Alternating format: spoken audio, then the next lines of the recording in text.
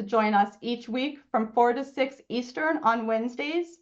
You can sign up for that by going to kamalaharris.com/doop phone banks.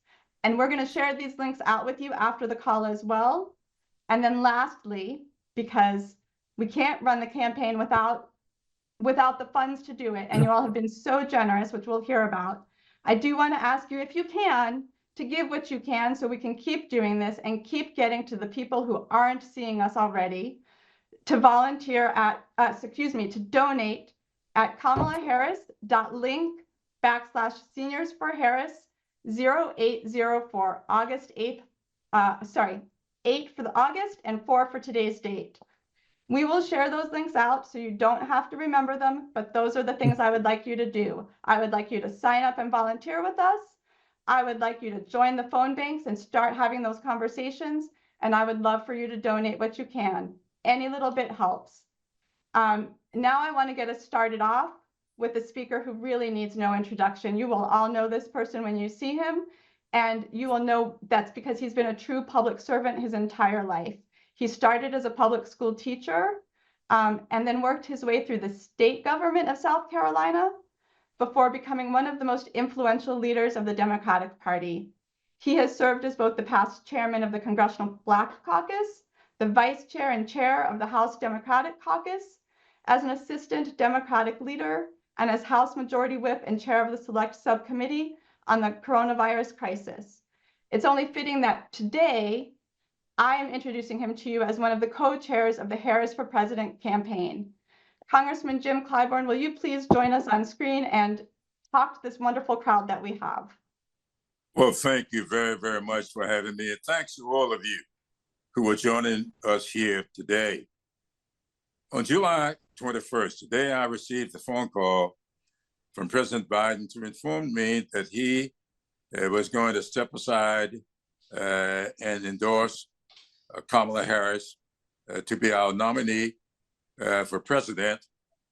I was just about to sit down with my daughters and other family members to celebrate the 45th anniversary of my 39th birthday. That adds up 84 years. And I'm pleased to be here with you today to say to all my fellow senior citizens how critical this campaign is to helping those who are similarly situated maintain a good quality of life. You know, I grew up in a parsonage, and my dad often preached from the book of Matthew, and my memory serves the 7th chapter, where we are instructed to watch their deeds, not listen to their words. So no matter what words may be expressed, you watch the deeds. And I can think of no more critical deed taking place today than that which is found in Trump's Project 2025. And those of us who are senior citizens, we need to take a hard look at some things in that document dealing with Social Security, increasing the retirement age from 67 to 70, not making any differential for what kind of work you do. Just think about those who have accumulated their time working in air-conditioned offices as opposed to those who work out into the elements and their retirement ages being the same. There's something wrong with that.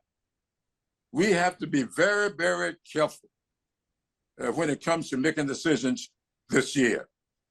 Think about Medicaid.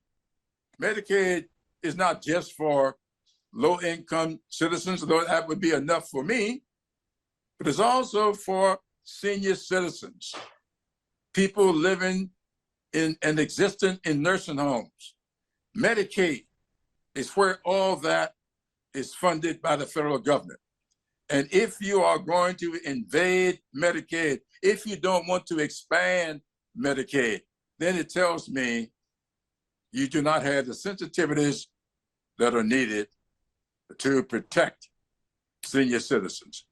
But one of, if not the most critical thing that's in that so-called blueprint, and that is what it does to civil servants, people who commit themselves to working on behalf of their citizenry, protected by civil service, doing away with their classifications and their guarantees of employment and making them subject to the whims of one person.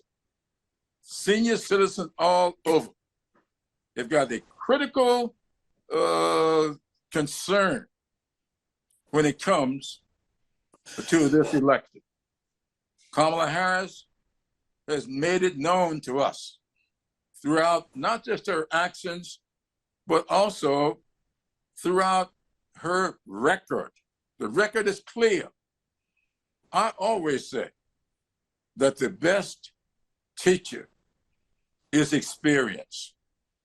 And I often think about how she expressed the experience she had with her own mother when the cancer diagnosis came, and what sensitivities that built into her. I can relate to that. My own mother died with multiple sclerosis, and I remember what a painful existence that was for her, and how that instructed me to do the things I possibly can to make sure we improve and maintain a good quality of life for senior citizens. This election is all about keeping that going. The Affordable Care Act, building upon that, expanding Medicaid, building upon that, cutting the price of insulin.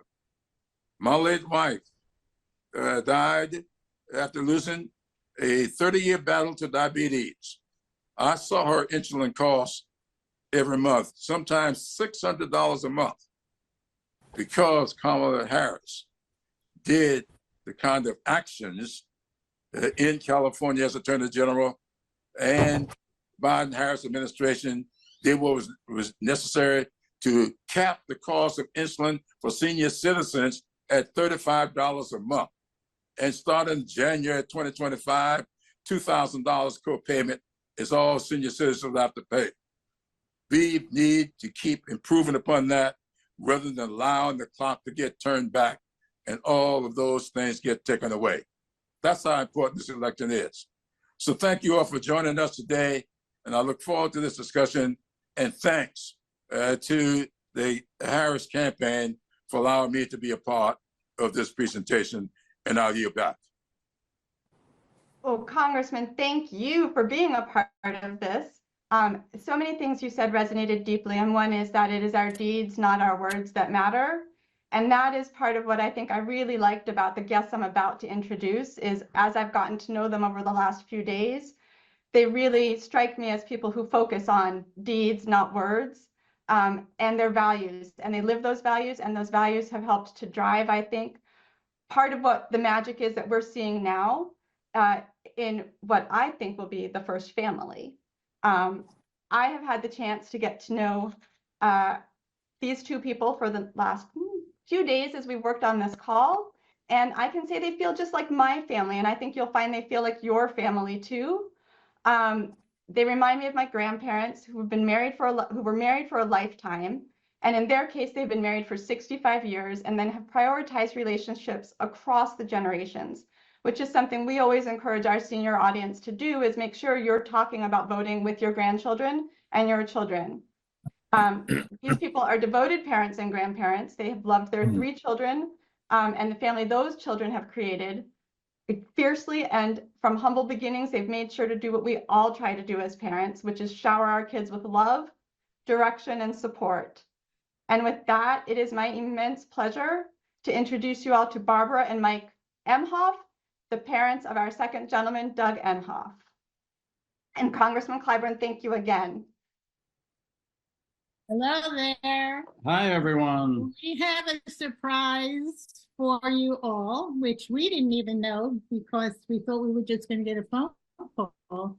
But our son, Doug Emhoff, second gentleman, is going to join us. Yeah. Where are you, Dougie? Well, are we going to get hooked up with Doug? I hear a smile. I hear. Where are you? I don't know. There. Hi. Hi, Mom and Dad. You'll do anything not to call today, right? Right. I wouldn't call you back, but I'm going to join the Zoom for you. But, well, I've known you for 59 years, not just 2 days. And I've been able to have a lifetime of what she saw in 2 days. I've had a lifetime of that love. And I would not be who I am today, but for you both, your example, and how you just love us unconditionally, no matter what, and you've always got our back. And that extends to the three of us, your kids, but all of our kids, our spouses, in my case, ex-spouse, and all Kamala's family. So it is a joy to behold. And I just want to tell a little story, because I've told the story about where I was 2 weeks ago. I only told the first part of it, where I was in my soul cycle class because I was in LA that day. But the next part of the story was I was with my parents in Colon Greenlee. You remember, Mom and Dad? So yeah, we got to experience what the whole country was seeing at the same time. And it was quite surreal because I'm there, and we were actually with Kirsten, and I was just making calls and watching and trying to catch up and stay connected to what was happening here in DC. And you guys were just being there for me, loving me, and making sure that you were supporting me and Kamala during that incredible day. So in the last 2 weeks, my father has become, like a lot of people in this country, a political expert, and has given lots of advice on how to run this campaign. And one of his great ideas, and of course I said, Dad, just be my dad right now. I just need you. And he said, you know what? I'm going to give you political advice also. And my dad is 87 and sharp as a tack. And one of his brilliant ideas was this: seniors for Kamala. And so here we are. And I can't wait to hear what you have to say. But I love you both so much. And they love Kamala so much that they have the greatest relationship. You probably have seen the video of Kamala impersonating my mother when they first met with the "look at you." That's her.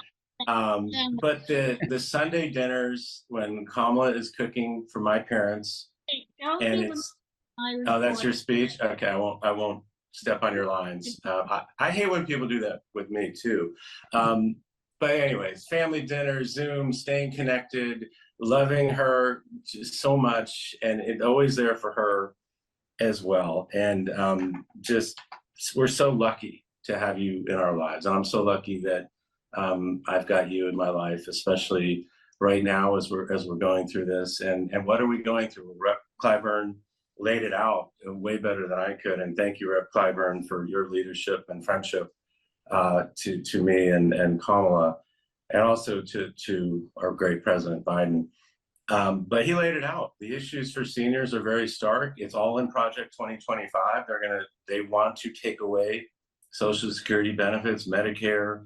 The progress we've made on lowering costs for insulin for seniors, $35 a month, negotiating with Big Pharma. And this is all things that will obviously continue in a Harris administration, that will be taken away if God forbid that guy ever comes back, and he should never be anywhere near the White House. And so not only will Kamala Harris fight for seniors, but she's going to fight for your children and your grandchildren and your great-grandchildren. And that's what I know my parents talk to me about when I'm getting that great political advice. But it's also true that they love their kids and their grandkids and hopefully great-grandkids one day. And they want to make sure that the world is going to be a better place for them. And think about what's at stake.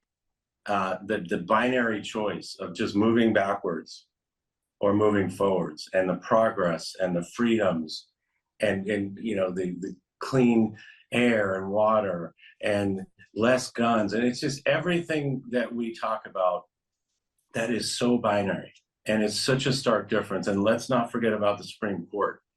And this is one I talk about all the time, because who would you like picking the next 2, 3 Supreme Court justices that are going to dictate how we live? And we've already seen that with the Dobbs decision. One of the first people I heard from was my mom talking about that, because she understood how it'd be possible for her to live in a world where she would have had more reproductive rights than my daughter and her granddaughter Ella. So that's the kind of stuff that's at play here. And imagine Donald Trump picking more extremist Supreme Court justices that would destroy our world. And you add that on with the Project 2025 nonsense that Rep. Clyburn talked about, or a world in which Kamala Harris is picking those Supreme Court justices, no Project 2025 that's taking rights away, taking benefits away, but it's all about the future. It's all about freedom. It's all about just moving this progress forward, a world where there's a place for everyone. And Dad, I hope I'm not stealing your speech. No. Or you're thinking, wow, you got so good at this. So thank you. They always text, every time I speak, my dad will send me the link. Oh, but anyway, that's what's at stake here. It's not just for you all seniors, it's for your kids, your grandkids, your great grandkids. And so I'm so proud to reintroduce and throw it back to my amazing parents, who again have always been there for me and for Kamala and our big, huge blended family, Mike and Barb, kicking it back. Thank you, my darling. Thank you, Doug. We love you. I love you more. And are you still going to call us later? No, does this suffice? I'm busy. I'm gonna All right, I'll call you later. I'm going to start. And hi, folks. I want to share a side of Kamala that most people may not know. I had the pleasure of meeting her a little over 10 years ago. And since then, she has become an integral part of that family. It's fitting that her wedding anniversary, which falls on August 22nd, coincides with the night she will become the Democratic nominee. It's a testament to the remarkable journey she has embarked upon, both personally and professionally. My husband, Mike, his birthday is on July 3rd. And over the years, Kamala and Doug have celebrated many special occasions with us. They have hosted unforgettable parties and, of course, famous Sunday dinners. When we arrived at their home after going through the thorough security of the Secret Service, we are greeted at the door by Kamala herself with her warm smile, her hair, hotel, no makeup, right? She welcomes us with open arms. Many people may not know this, but Kamala is an incredible cook. Dare I say, a chef. Every dish she prepares is made from scratch, showcasing her passion for cooking. And he's the sous chef. And he's a sous chef. Around the dinner table, we often find a beautiful tapestry of our family. There's Cole and Ella, who affectionately call her Mamala, along with my new granddaughter, Greenlee, who is married to Cole. My son Andy is there with his wife, Judy Lee, who brings her rich Korean heritage to our family, and their children, Arden and Jasper. My beautiful daughter, Jamie, joins us with her wonderful husband, Dave, along with their son, Matt, and his partner, Alex. Even Doug's ex-wife, Kirsten Emhoff, whom we adore, is often present. Looking around this table, we see a reflection of the diverse and inclusive family that Kamala embodies. This is the America that Kamala envisions, a place where love transcends boundaries, and everyone is welcome with open arms. We are fortunate that our children have been able to love who they want. Free from judgment, Kamala is not just a remarkable public servant, she is also the most caring daughter-in-law. We cherish our Sunday conversations with her and Doug, where her compassion for people shines through. There is nothing phony about Kamala. She is genuine, authentic, a person who truly cares for others. Thank you for taking the time to listen. We are so proud to call Kamala our daughter-in-law and to share this glimpse into the person she is behind the public eye. Take it over, Mike. That was beautiful. What do you think, Doug? Was that I think it's amazing? pretty good, Mom. Is Dad gonna speak too, or is that it? Because that's a lot. Yeah. Dad's going to speak about other things, Okay. but nothing that you said. Okay. As you know, we are the proud parents of the second gentleman, Doug Emhoff, better known by his wife as Dad! Dougie.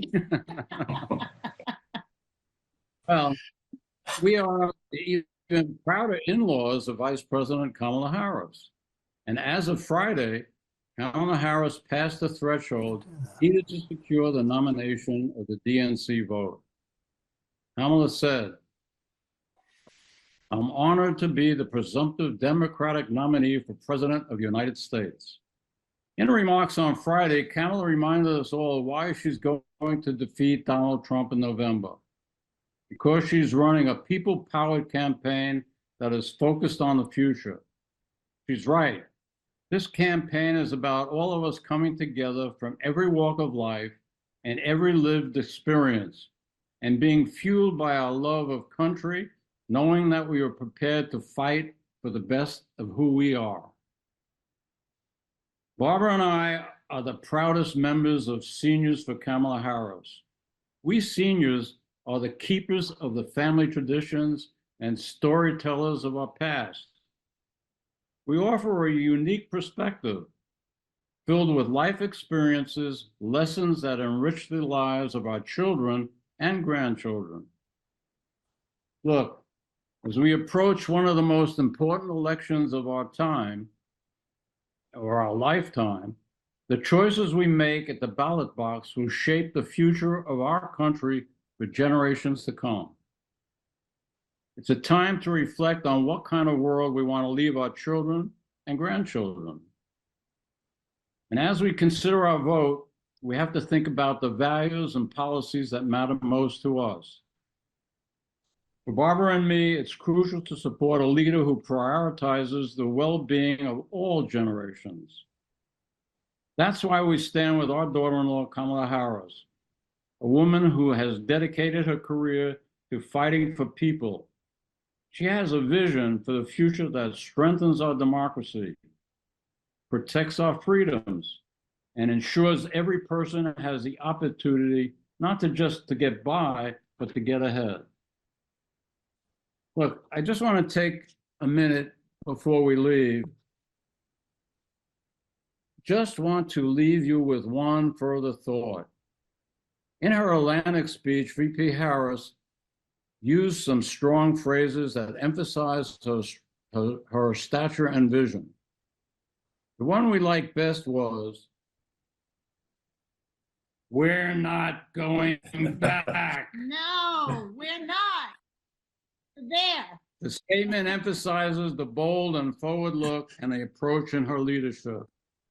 Well, Barbara and I want to thank you for joining us today, and we look forward to your support for Kamala Harris, and let's all help her get elected. Great job. By the way, Thank Cole and you. Ella are watching. They just texted me, so they're happy. Great job. Okay, I'll call you now. I'll call you now. Thank you all for Okay. joining us.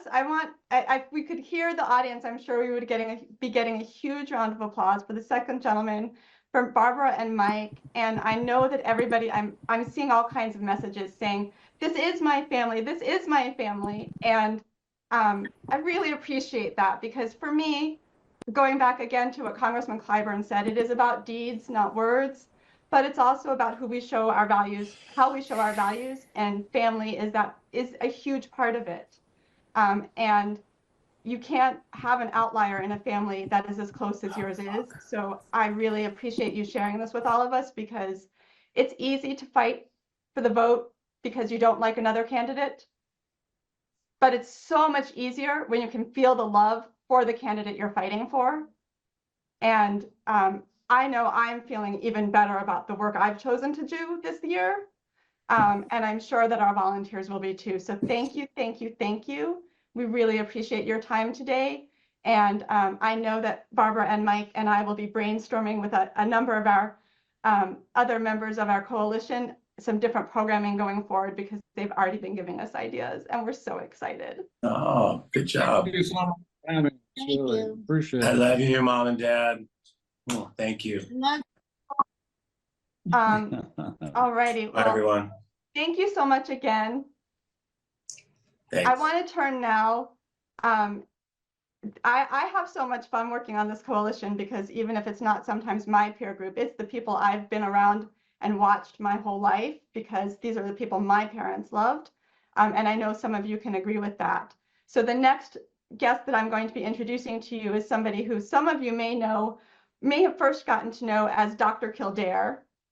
Others might remember him from back in the 1980s as the king of the miniseries in such stalwarts as Shogun, or the Thornbirds, or the original Jason Bourne in Bourne Identity.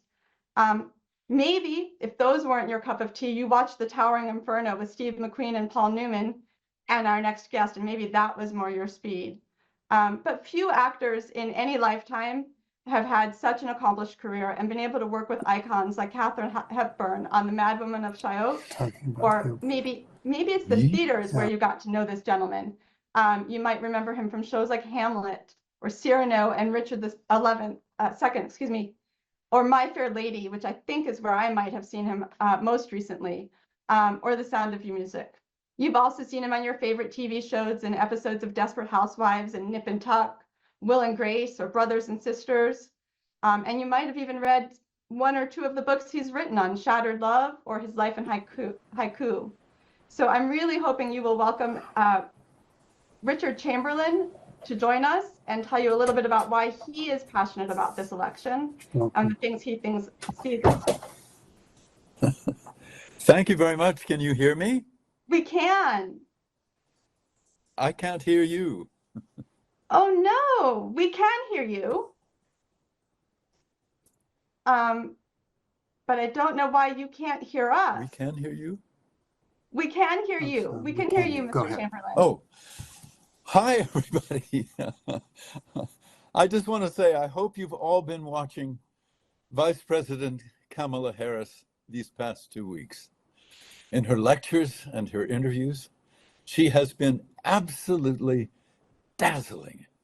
Her incredible intellect, her incredible love of us and our country, her vibrant integrity have just absolutely won my heart. And in a strictly political way, I have fallen totally in love with her. Anyway, she's been serving us and our country for a very, very long time. As Attorney General for California, she was extremely effective. And then from that, she moved into the Senate. She became a senator in 2017 and was a senator through 2021. And now she's with Joe Biden working so wonderfully well together to have the most successful presidency maybe in history. To be more specific, Vice President Kamala Harris has been standing up to predatory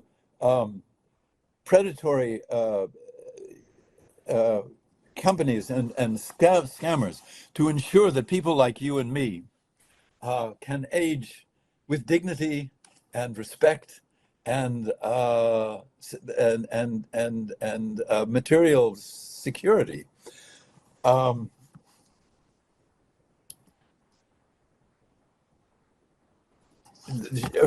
she and President Biden have introduced so much, beginning gun legislation, the strengthening of NATO and our reaffirming our friendship with our allies, defending Ukraine, all kinds of wonderful good things. And as our future president, I hope, Kamala Harris has vowed to protect the women's health care and freedom of choice. So anyway, I'm so impressed with her and so in love with her that I would happily turn over the government of this fabulous and beautiful democracy to her. Our marvelous government of the people, by the people, and for the people shall not vanish from this earth. Thank you. Thank you so much. And so I love that Sorry. each of our conversations is going to give us a different way to hear from and about our candidate, our presumptive candidate, I should say, but I'm sure and I'm confident. We've gotten to hear a little bit about what she's done in the government already. We've gotten to hear who she is as a person, and we get to hear what inspires each of us as we look back to the fact that this has been who she is from the start through many different stages of her career. So I'm going to take a little bit of a pause before we turn over to the next speaker. And I want to remind you, if you're feeling as inspired as I am, you have the ability to help make this happen, to help make a difference. You can sign up at kamalaharris.com/seniors. You can sign up to join our phone banks with our Shana Na crowd and our doo-wop phone banks on Wednesdays from 4 to 6 Eastern by signing up at kamalaharris.com/doo-wop phone banks. And then you can donate, and you can do that. I will share that link again in a second. I have actually switched my page. But now I want to turn to some people who have been working on how to make sure these things happen over the years for all of the different matters that have affected seniors. Our next guest has been working on behalf of unions and seniors for, I think, 30 years. I'm sure he's going to correct me if I'm wrong, because he's one of my closer partners in this effort. He was part of the nation's largest public employee union, and he retired from his role as director of the public sector retirees at the Retiree Department of the American Federation of State, County, and Municipal Employees, better known as AFSCME. And since 1983, when he was a director, the membership grew from 18,000 due-paying members to over 250,000 retirees in 250 state and local groups. Steve has worked tirelessly to make that happen, and in the last 15 years, they added another 10,000 new members each year. He now is in his third term serving as the chair of the DNC's, the Democratic National Committee, I should be clear, Seniors Coordinating Council. So with that, I would like to welcome Steve Regenstreif, and he's going to tell you a little bit more about all of the work that he does with the Seniors Council and everything that's at stake here.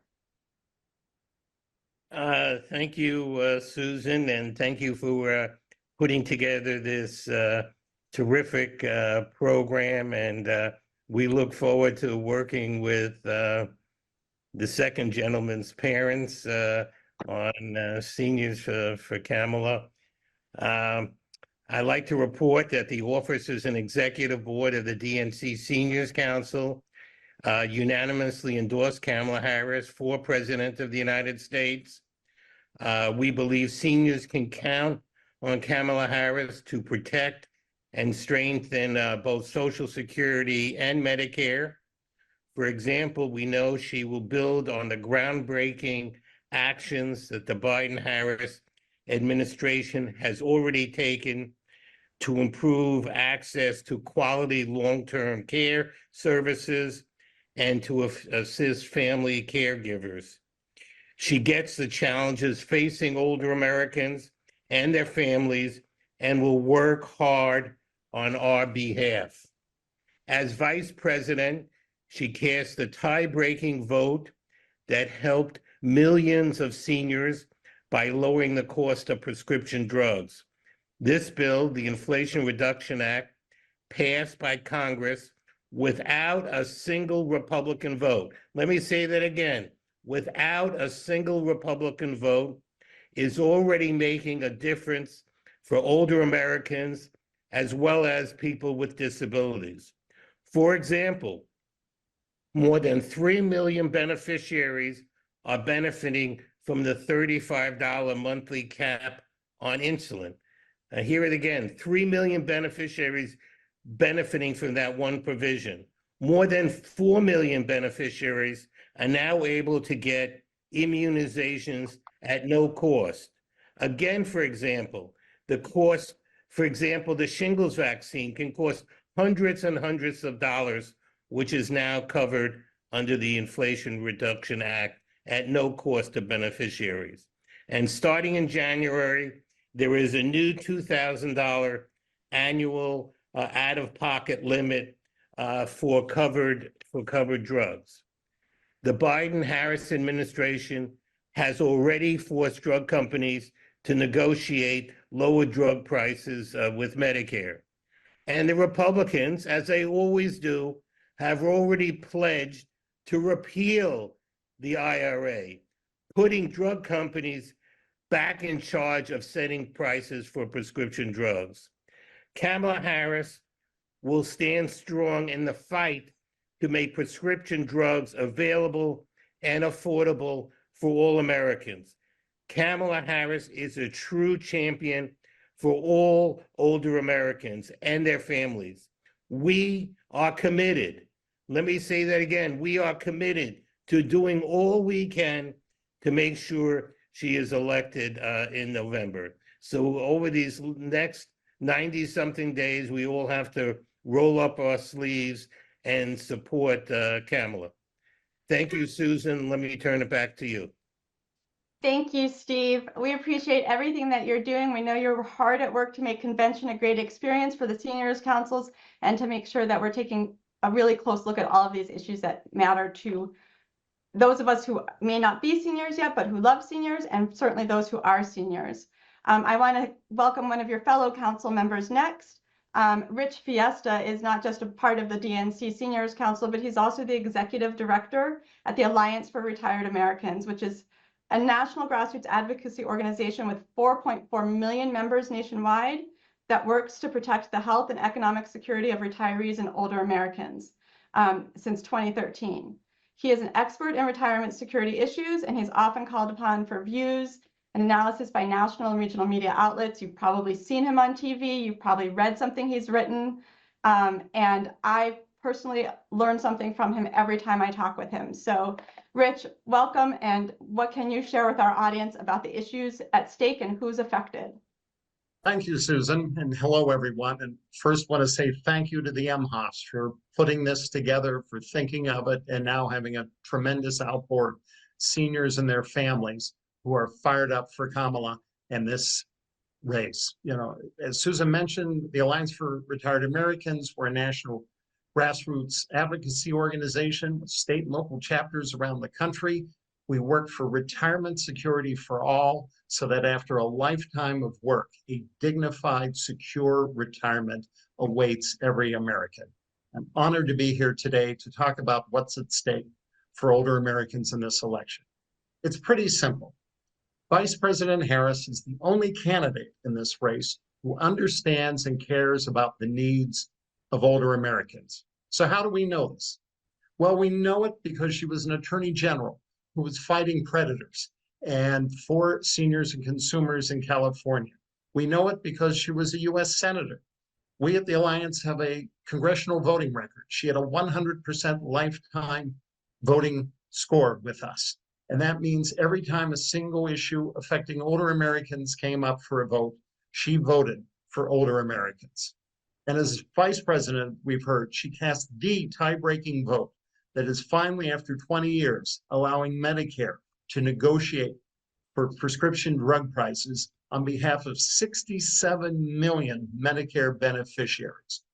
They're negotiating right now because of that vote. And next month, we're going to see what the prices are for the 10 most expensive drugs that seniors under Medicare need. And the year after that, 10 to 15 more, and the year after that as well. That's because of her and her record as vice president. When people also talk about seniors and what issues affect them, we think of Social Security.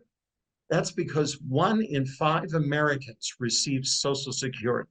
Seniors, the disabled, surviving spouses, children who have lost a parent. These are earned benefits that we pay for and are the fabric of our country that have been there for generations of Americans. And Donald Trump has already made no secret of plans to cut them. We must stop that. Programs funded by the Older Americans Act of 1965 are at risk if Donald Trump is elected. We have 10,000 Americans turning 65 every day in this country, and they need the services in big cities and small towns, rural communities, and on tribal lands. Programs like Meals on Wheels, which deliver hot meals to 2.2 million seniors every day through every year throughout the year, There are 9 million free, safe rides for seniors to medical appointments to stay healthy. And seniors can visit one of the 9,000 neighborhood senior centers because of the Older Americans Act, where millions of seniors can go to talk to a friend, for a social event, for an exercise class, use a computer, learn how to use a computer, or even a hot meal to get out of the house or wherever they're living. Taken together, these programs help older Americans remain in their homes as they age. They are vital, they are popular, they are necessary. They could be eliminated if we don't send Vice President Harris to the White House. So it's up to us. We need to first and foremost make sure our friends and families understand what's at stake for seniors and their families, why Vice President Harris is the best candidate to protect and expand Social Security and Medicare, benefits that we've earned over our lifetimes. We need to make sure everyone we know is registered to vote and has a plan to vote. That's essential. But I want to urge each of us to do just a little bit more between now and November 5th. Sign up for a phone bank, go door to door, chip in a few dollars to help power this exciting campaign. We at the Alliance for Retired Americans and All Seniors will work enthusiastically to make sure that Kamala Harris is the next occupant of 1600 Pennsylvania Avenue. And we hope everyone on today's call will join us in this effort. We only have 3 more months. Thank you. Thank you. It is unbelievable to really take stock of that, right? We're at 90-something days. I've lost count at this point because it's just been such a whirlwind. But that's really an incredible thing to think about. We have 90 days to turn out this vote in all of the states, in the battleground states where the votes tend to be so close and so really just outcome determinative, right? So have those conversations if you know people who live in Michigan, in Wisconsin, in Pennsylvania, in North Carolina, in Georgia, in Florida, in Arizona, in Nevada, in every state, in California, in New York, in Missouri, in Iowa, Nebraska. Have those conversations and make sure people come out to vote up and down the ballot. We don't need to just win the White House. We need to win the House and the Senate as well. So I want to remind you that it is everyday people. I know I've given you now some really big names of people that may not, when you first think about it, say, oh, that's my next door neighbor.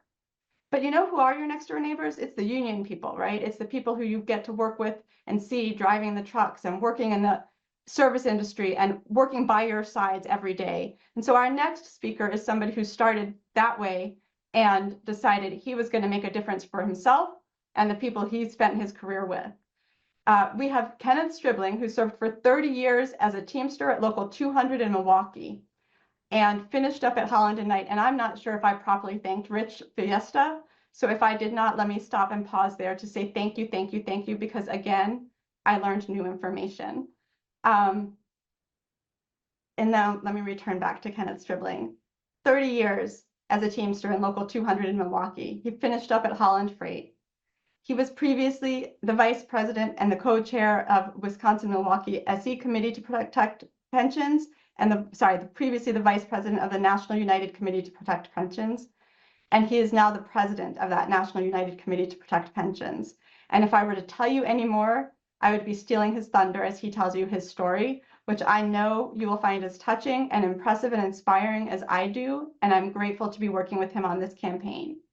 Kenneth, please share with us how you came to be the president of the National United Committee to Protect Pensions.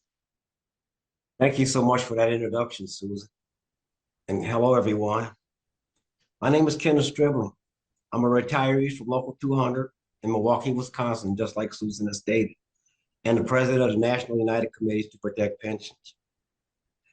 I will never forget the day I received a letter about a possible 55% reduction to my monthly retired benefit from Central States Pension Fund. My life changed that day. Right around the same time, just found out that my wife was ill with terminal cancer. That stress of not knowing how we would manage our monthly bill, household bills, and medical expenses became a huge burden. I remember I got a call from a good friend inviting me to a retiree meeting in a small church basement. That meeting had a real impact on my life. I went home and shared my day with my wife, Beverly. I told her I wanted to get involved in this movement. She smiled at me and said, "You must make me a promise, Ken, that you will never quit until a solution is found." I chuckled and replied, "This won't take long. This won't take long to solve." She made one more comment, reminding me that there would be dark days ahead and I must find the strength from within to carry on. I agreed to her request. That was the spring of 2015. At that moment, I realized we spent the next 7 years lobbying Congress throughout the United States to find a solution for this ongoing crisis. It wasn't until we saw the Biden-Harris administration begin when they took office that we started to really believe that we might have a chance to win this thing. We began to exhale. 50 days, folks, 50 days, 49 days to be exact, after the Biden-Harris administration assumed the office, Vice President Harris cast a tie-breaking vote to help pass the American Rescue Plan. You've heard that. On a couple people before me, each one of us stated the same thing. She casted the tie-breaking vote, which included the Bush-Lewis pension plan to help struggling pension funds, and President Biden signed it into law without the help of one single Republican in Congress. Not a Republican signed onto that bill. So far, this has restored and protect pensions for more than 1 million people, 1 million union workers, including 600,000 Teamsters. That would be people like myself, and retired workers and retirees. This affected so many Teamsters, probably people you would know. 770,000 in the New England pension funds. These are pension funds I'll be naming. 6,000 in New Hampshire. More than 40,000 Teamsters in Ohio and Michigan. 30,000 in Illinois and Missouri.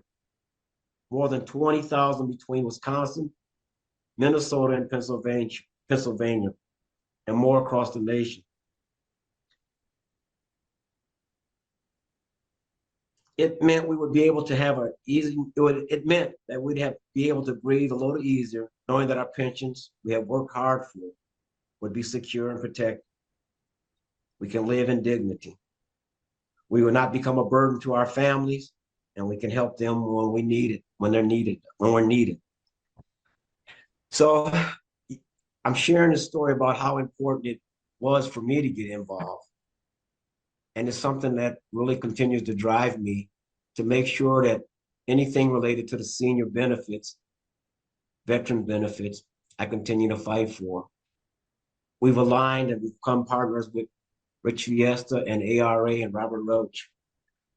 And I think it's going to be a great partnership as we take and use our knowledge of lobbying, knocking on doors for all those years, that we can help keep seniors getting the benefits they earn.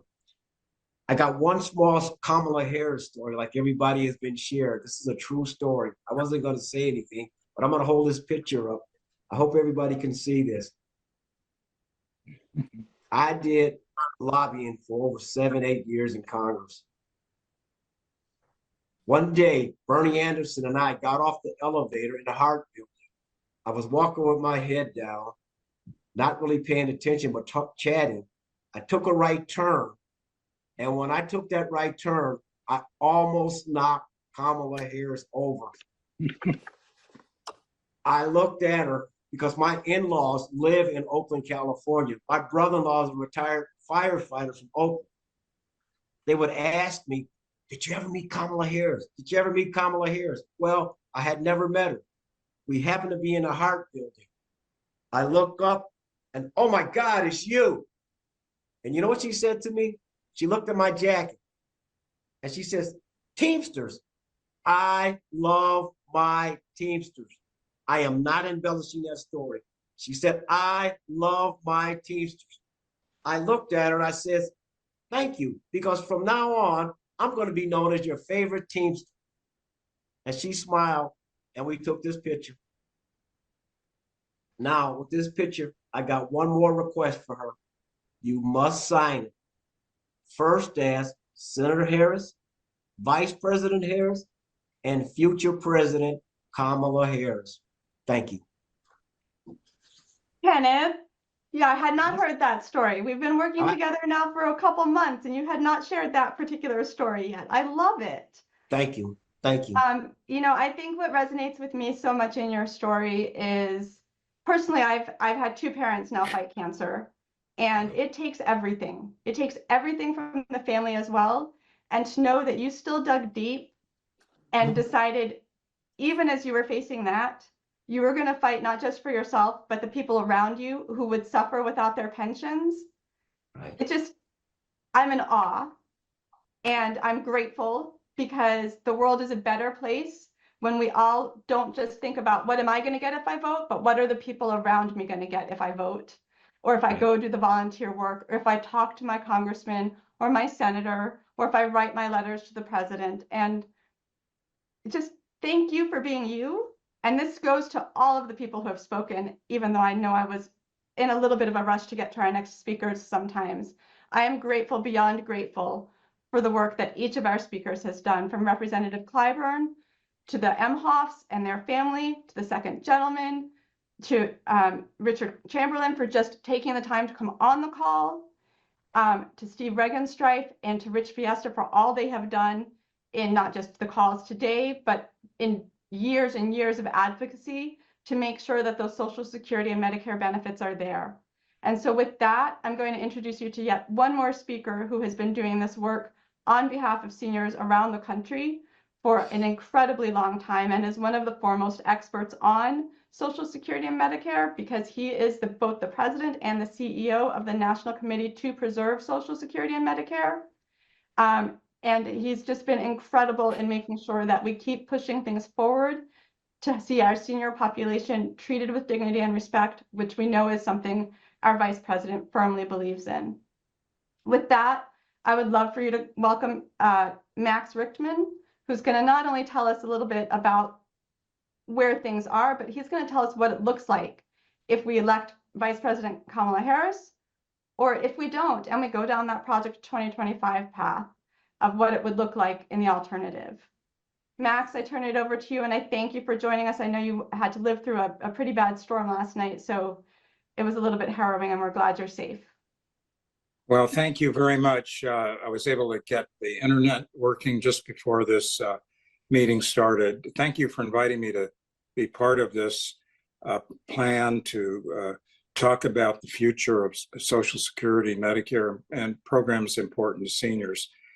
This election is so important, especially critical for the future of programs that millions of seniors rely on every day. You know, no one makes that case as clearly and as compellingly as Congressman Clyburn did and did at the beginning of this meeting. So I'm so glad that he was able to open it up and talk about the importance of the election. Let me start with Medicare. The differences between the two parties on Medicare couldn't be more stark. The Biden-Harris administration has made it a priority to reduce healthcare costs. That's one of the largest expenses facing seniors. And as Steve Regenstrive and others have said, this was despite solid opposition from congressional Republicans. The Biden-Harris administration pushed through the Inflation Reduction Act, which is loaded with benefits designed to reduce costs for seniors.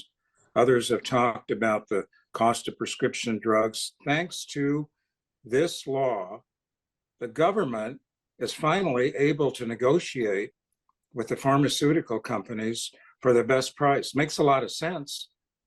Medicare added a prescription drug component over 20 years ago. It's taken 20 years to deal with the pharmaceutical companies' lobbying efforts to prevent the government from negotiating for the best price. Finally, that has happened.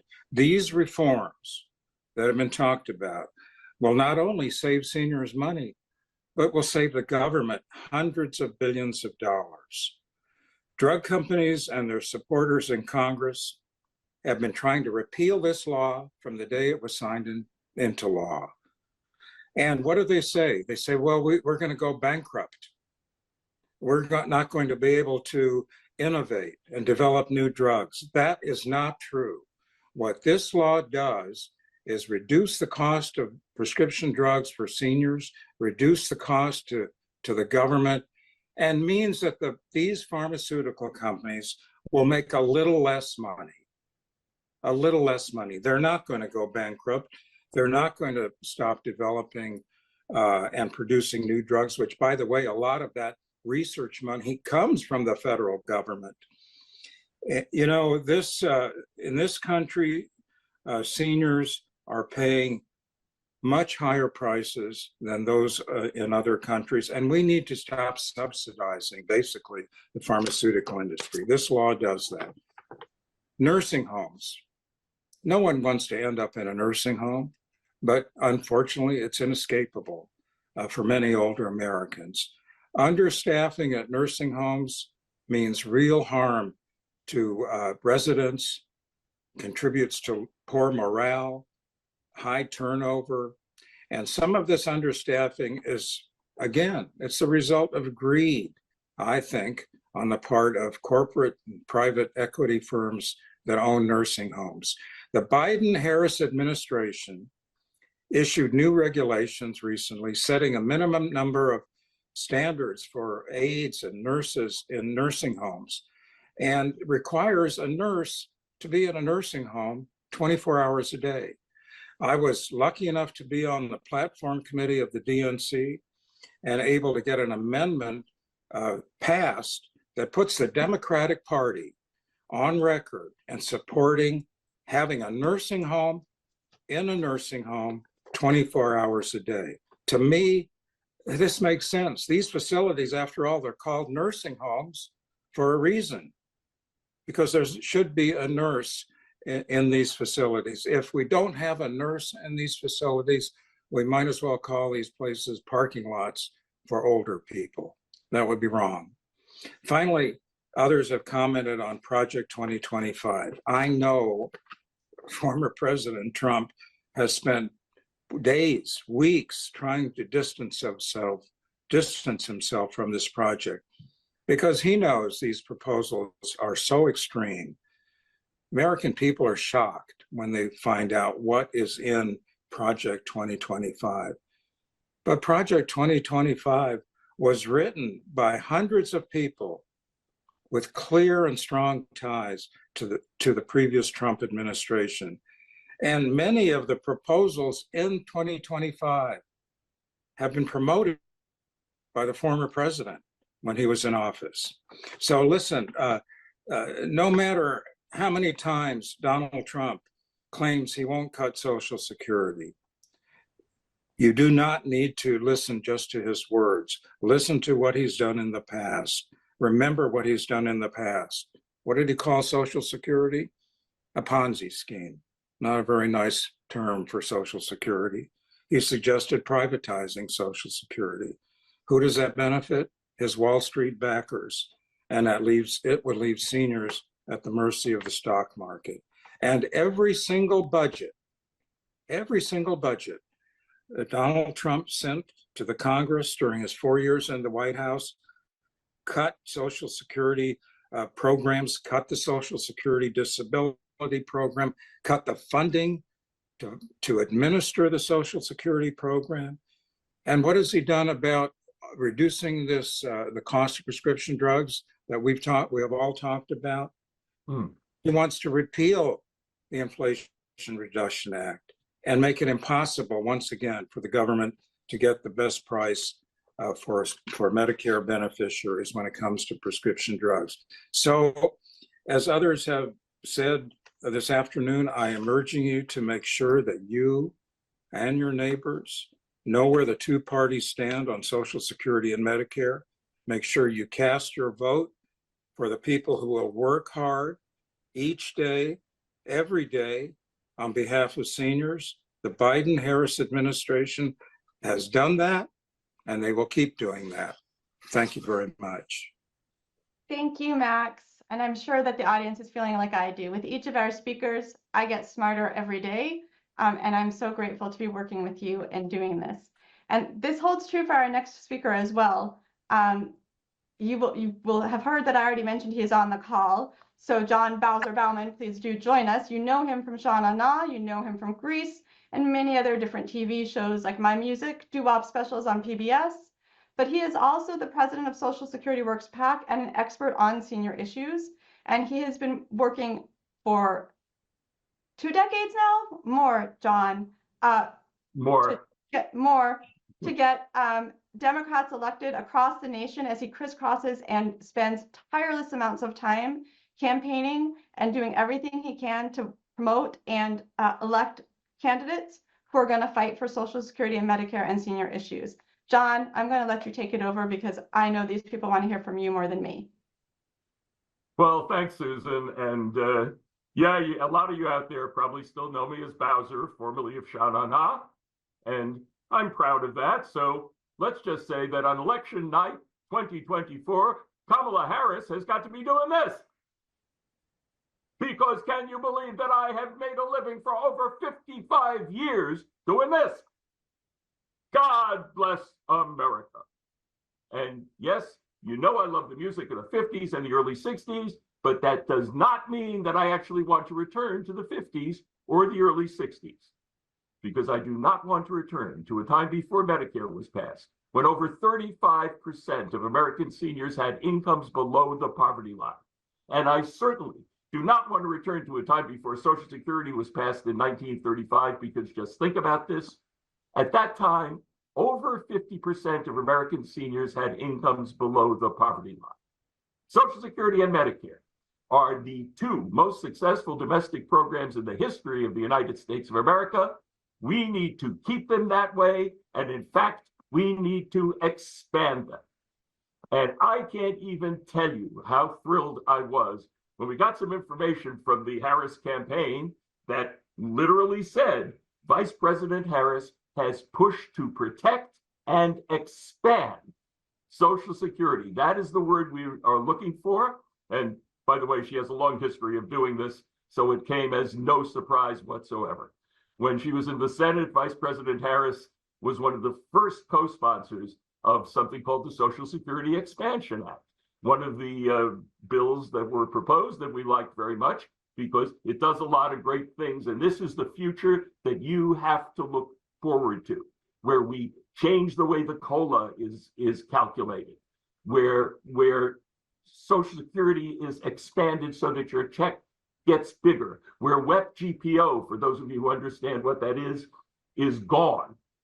There are lots and lots of expansion techniques for Social Security, and of course, funding the Social Security Administration so that their calls get answered is critically important too. And like many people have said, Republicans are straight down the line Donald Trump said it himself during this campaign. We don't even have to look back to his own administration. He said it during this campaign.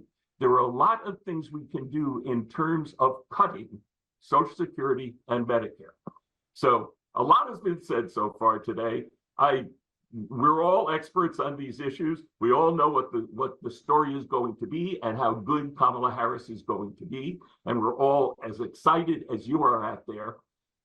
And rather than going into all the further details of what is going to happen in this administration, I want to address something that I think happened earlier in this call, which is I got the feeling, and you should have the feeling, and I feel it as a human being and also as an entertainer, when we win this election in November, there is a lot of joy that is going to come back into this country. And we're all waiting for it. Let's have some joy in our lives again. Let's forget about the American carnage and all this stuff, this constant negativity that we've been bombarded with now for what seems like forever. Kamala Harris is a joyful person. Doug Emhoff is a joyful person. Doug Emhoff's parents are joyful people. This is what we need. Let's do the work. Let's sign up. Let's work 24/7 between now and November to make sure that everybody in this country, not just seniors, our kids, our grandkids, everybody comes out to bum bum bum bum bum bum bum bum bum bum bum bum dang dang dang ding dong ding. Vote for Kamala Harris, because on election night she's got to be doing this. Thank you, John. You're right. It's about joy, and it's about all of us. And I think we've heard so much from the policy people, right? We know it's at stake from a policy perspective, but I think it's also important sometimes that we remember how it affects individuals. And so I want to ask you if you will join a conversation with a couple of special guests of ours from both Arizona and North Carolina, each who has a little bit of a different experience with some of these very issues that we've been talking about. So I'm going to ask Margarita Silva from Arizona to join us and Pam McAfee from North Carolina to come on and have a conversation about some of the issues they've been facing, for which this legislation that we've been talking about, both past and potential, can really make a difference. So I'm hoping that we will see Margarita and Pam come on screen with us. And really with you, John, because I'm going to ask you to talk to these two lovely women about their experiences. Yeah, hi, Pam, and hi, Margarita. Hello, Good John. to see you both. You know, I'm one of the people that connected with you because we put together seniors councils in a lot of states, and we're really focusing on the battleground states. Margarita is coming to us from Surprise, Arizona, one of the battleground states, of course, and Pamela is coming to us from Lexington, North Carolina. And everybody out there understand, North Carolina's in play this time. It is truly in play. We're going to win it. Now, let's go to you first, Margarita. You and I have talked a lot about, in fact, I should tell you guys, I'm going to tell you a quick story. Margarita was going to be on our very first seniors meeting, but she was unable to do it because she had to take care of her mother that day. And her mother, your mom is 94? Yes, 94. Yeah. She had to take care of her 94-year-old mother, who is a substantial distance away. And Margarita couldn't come on our meeting to discuss her caregiving issues because she was in the middle of her caregiving. This is a problem that a tremendous amount of people in America have. So let's hear Margarita Silva's story. Margarita, take it away. Okay, first of all, my mother retired when she was 86. She was CNA, and I have gone over to take care of her probably the past several years. So I don't know if I was born to be a caregiver, but let me back up to 2009. I also took care of my aunt. She was very low income, living in Glendale, and I would take her to the doctors, and she has passed away from cancer. But I was also there for her. And so back to my mother. I take her to her doctor's appointments, and she has a lot of specialists also. I also stop by my aunt's house, who is her sister, and she will be 90. So I always stop in and check on her also. But my mother, she's been falling lately, and I live 30 miles away from her. And so it takes a little bit to get to her house. But like last Monday, almost a week ago, she had fallen and cut her knee and got all bruised. So I did take her to urgent care. And then also I've been taking care of my husband. He's diabetic. He has neuropathy in his feet. He got an infection and it became very bad. So of course he didn't feel it in his feet. And I took him to the emergency. He was able to get in with the VA. And now he's in a wheelchair, and it's been like 6 weeks. But they would come over here and dress his wound, and they showed me how to administer the antibiotic through an IV. So I thought, what? Now I'm a nurse. But well, you have to take care of your spouse, right? And I didn't mind it, but it did get frustrating because at the same time going back and forth to my mom's, and then here taking him to doctor's appointments, and he has a lot of them. And Margarita, your husband's not on Medicare yet, am I right? no, he's young. Struggling to get to the Medicare age, correct? Yes, he is. So hopefully he will make it. Well, I'll tell you the good news. The really good news on that is that it's on the agenda of the Harris campaign, of course, to expand the $35 insulin to everybody. This was it was made. And remember out there, Susan said this earlier, but remember everybody, when Kamala Harris gets elected, we also need to deliver her a better Congress so that we can get, it was literally miraculous, the amount of things that got through in the first 2 years of the Biden administration with a very difficult Congress. We need to deliver a Congress that Kamala Harris will be able to work with so that we can expand $35 insulin to everybody, not just the Medicare age. Very important. Right. That's what I would fight for.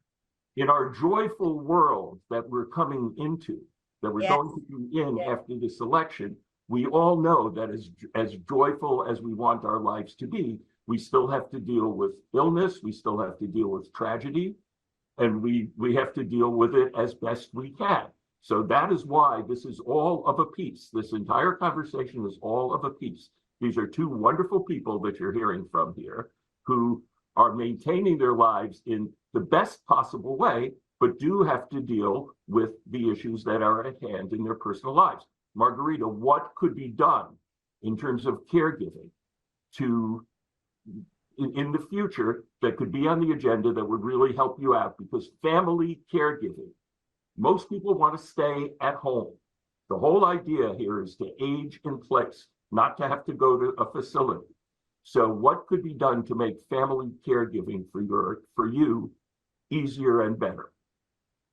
Well, for people to come, and I don't know if they have those services now, to go to the home to check on the elderly. And one thing that my mother did tell me was when she gets a phone call, and she has one hearing aid, when she gets phone calls, she can't get to the phone in time. And she said, why don't they call again? Well, that's not the way it works, you know, but or I'll send a letter to her house telling her about the services. And that's one thing I think would be great if the Harris administration would be able to do, is have like a hotline for seniors to call so they can find out what services they're able to get, because a lot of these seniors do not know what they are entitled to. I'll tell you some things that are definitely going to be on the agenda because they were on the Biden-Harris agenda, which is making life easier for caregivers altogether, professional caregivers and family caregivers. So we are going to see exactly what comes down the pike, but I can tell you this much. Kamala Harris has a very long history of fighting for caregiving, and she is going to be the most astounding president in these terms that we've never had in America. Okay. Pam, let's go to Pam, or Pamela, I should say. Pamela, all good. Yeah, I know we're friends, so it's so I still always call you Pam. Pam's story is a little bit different. Pam is actually the president, I believe it's called, of the Disability Caucus that's affiliated with the state party in North Carolina. So Yes. Pam is not quite a senior yet, but Pam has had to deal with the issues that seniors deal with for a very long time, including, one thing that people really don't understand at all, which is Medicaid. Tell us your story, Pam, and how Medicaid has affected you. I'm considered a junior senior. I'm not Yeah, quite you're- there yet. you're senior, Yes. you're senior. I'm like a lot of us, I worked from like the age of 16 on, and my condition started getting worse, and I had to make the decision: do I stop working? Do I file for disability? And it was really scary. It's so scary because I know once you stop working, you lose your health care. And I was in Texas. I couldn't get on Medicaid. I had to stop Medicaid working. expansion, right? From the Affordable Care Act, Texas refused the Medicaid expansion money, so that put you in a pickle. It really did. And I don't know what I would have done if it weren't for my family. My family, I was very nearly homeless. My family was there for me, kept me going. But I made the decision to move to North Carolina to be with my now husband. And that was a big game changer because North Carolina hadn't expanded Medicaid yet, but it wasn't as bad. The rules weren't as strict as they were in Texas. And I was able to get on the Medicaid and get the health care I needed, and eventually got the disability, which I'm on Medicare now, which has been a game changer for me, has helped out my life tremendously. And now So- North Carolina, by the way, does have Medicaid expansion, partly thanks to its Democratic Governor Roy Cooper during his Yes. administration, right? So Yes. these are the ways in which we make progress. So what would you like to see the Harris administration do in terms of disability, for this wonderful future we're all going to have? One of the things that I'm very passionate about is like what we're doing right now. This connection that we're making online is so important for our seniors, so important to stay involved. And when we talk about medically, telehealth is going to be a whole big new thing happening. And I know that I depend on telehealth myself. I have a pretty rare condition that I have to see a doctor in another state. So already the work and strides the Biden-Harris administration has done, I look forward to that continuing on with the Harris administration. And I think that is extremely important, especially in rural areas. And the most important thing, which I keep hearing, and I heard Margarita say as well, is I know that Vice President Harris, presumptive nominee Harris, is going to continue fighting so that every American can age with the respect, dignity, and financial security that we deserve. And that's important for persons with disabilities too. The caregiver, the stuff that we're talking about with caregivers, there's a lot of families that have to go to like a one income household because they have to care for disabled family members. And, I just see a lot of the joy, John, the joy. I just want to see a lot of joy. Yeah, let me say this as clearly as I can to the people who are on this call. The Biden-Harris administration has been the best administration for seniors in over half a century. That is simply a fact. You've heard the things that have been done. Several people have reviewed them. This has been an incredible administration. Both Joe Biden and Kamala Harris are incredibly empathic people, and they have accomplished this together with all of us and all of you We are going to go get to create a future where we can accomplish even more with presumptive nominee Kamala Harris as President of the United States. And I would like to thank you, John and Susan, for inviting me, for keeping me on the list. Well, thank you both for joining us, Pam and Margarita, and thank you, John, for hosting this.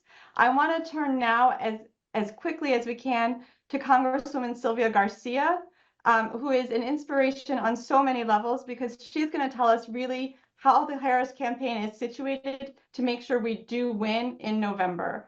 But you know, if you don't remember where you've heard this name or why you know her, she's a history maker, right? Representative Garcia is the first Hispanic member of the Houston congressional delegation and one of the first 2 Latinas to represent the state of Texas in the U.S. Congress. She is the first Hispanic and one of the first 3 women to ever serve as an impeachment manager in a presidential impeachment trial, which you may remember we had to kind of consider a little bit more than we should have in recent years. She currently serves as the vice-ranking member of the House Financial Services Committee. So friends, this is our last guest, but she is by far one of my favorite I'm looking forward to hearing from. Please welcome Representative Sylvia Garcia. Well, thank you. And I'm going to try to keep up with trying to follow John's joy of the campaign, because we must stay positive. We're going to win this race. And we have less than 100 days, as was pointed out. So we all have to work together. So if you haven't listened and done exactly what you were asked to do, if you want to stay involved and want to know what's going on, you can be a part of this great movement simply by going to kamalaharris.com/senior. Then you'll start getting information about more events like this. You can also do the telephone banking on Wednesday. So you can stay involved and be a part of this.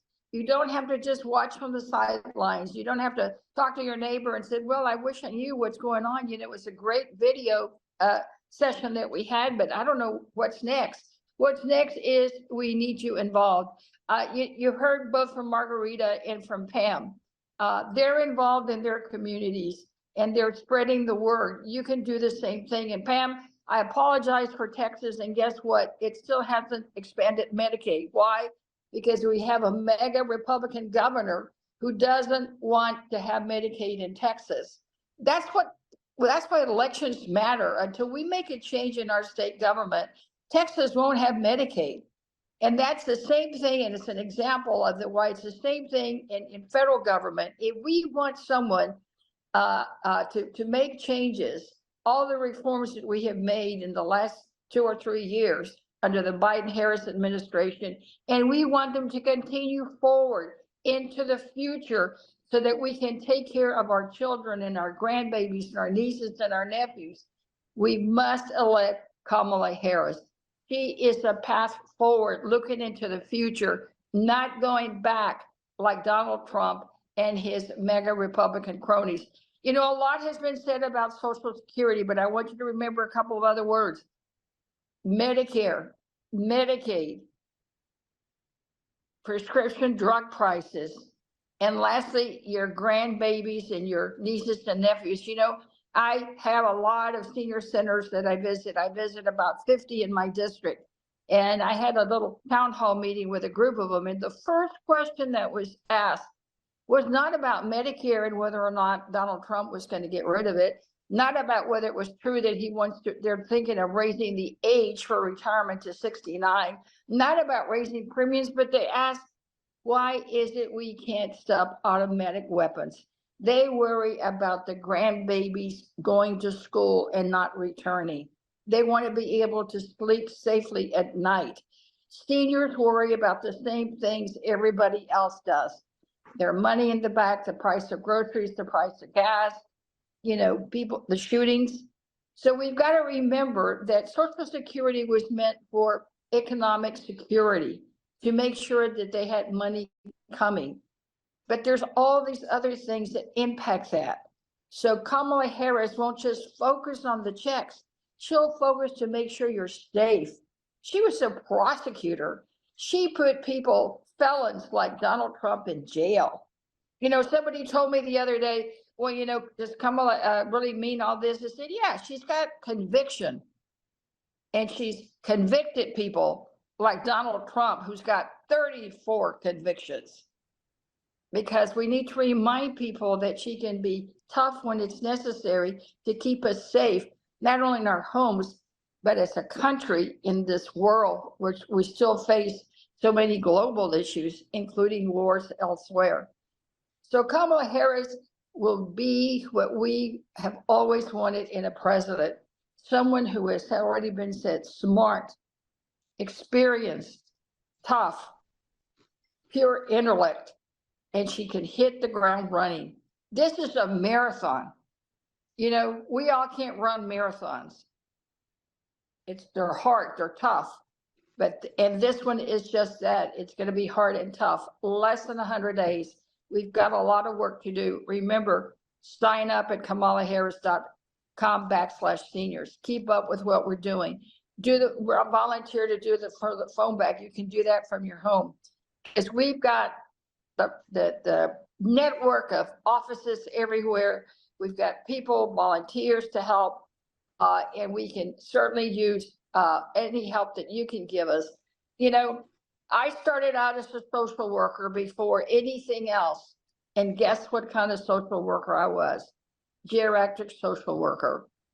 I have worked with seniors who had a lot of money and no money. I've worked with seniors who were sick and some just a little bit under the weather. I've worked with seniors who are in nursing homes and some who are without a home. So I know what we need to do. Kamala Harris knows what we need to do. So let's all wrap arms around each other and make sure that we can get the job done. We do not want to go back. We need to move forward. We need to make sure that what we have is something we can pass on to our grandchildren. I said when I was impeachment manager, when we were fighting for democracy, when we're continue to fight for democracy, that democracy is a gift that one generation passes to the next. That's what's at stake. We must make sure that we can pass on a democracy. We cannot let Donald Trump be a dictator on day one or day two or any day. We don't even want him in the White House. So let's work hard to make sure that we can pass that gift of a democracy to our next generation. Let's move forward. Let's not go back. Let's work hard for Kamala Harris for President of the United States. Thank you, and I yield back my time. Thank you, Congresswoman. We appreciate you so much. And what I really appreciate is I hope you all in the audience, one, enjoyed this afternoon as much as I did, and two, heard the recurring themes. It is our deeds, not our words, that matter. It is getting out there and doing the work, because this campaign is positioned to win. We have been using the money you have given us, the energy you have given us. We've had, was it $360 million raised in July? And what that does is that lets us have 270 offices across the nation. It lets us engage the hundreds of thousands of you who have already come out, because this is how we win the election, and this is how we build a movement that lets us be the country we said we're going to be. The Congresswoman said, we have to pass democracy on, and we have to do things. I always tell my kids, democracy is not a spectator sport. It is not for people to sit on the sidelines. We all have to do our part, even if it's just having a conversation. Find a place to postcard, find a way to volunteer where you're comfortable. And you can start again by signing up at kamala.harris/seniors. As our Vice President says, when we fight, we win. And I know everybody on this call today who has joined me, whether you were on camera or off camera or watching us, or you're going to stream it later, I know you have the ability to help mobilize those around you. So I want to thank all of our incredible speakers again. I want to thank everyone at home who took the time to hear from us and to be a part of this campaign. And I'm going to say, let's go win this. 90+ days, we can do it. Thank you, thank you, thank you. Have a great rest of your weekend.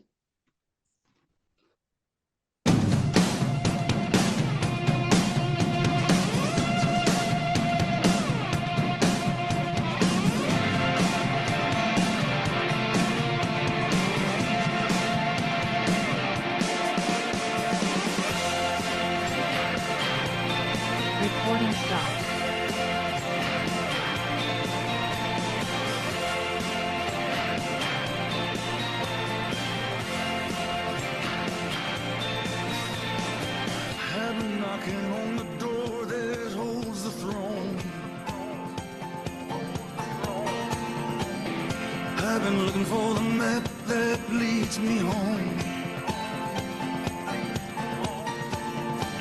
I've been stumbling on good hearts turned to stone. The road of good intentions is gone dry as a bone. We take care of our own. We take care of our own. Wherever this flag's flown, we take care of our own. From Chicago to New Orleans, from the muscle to the bone.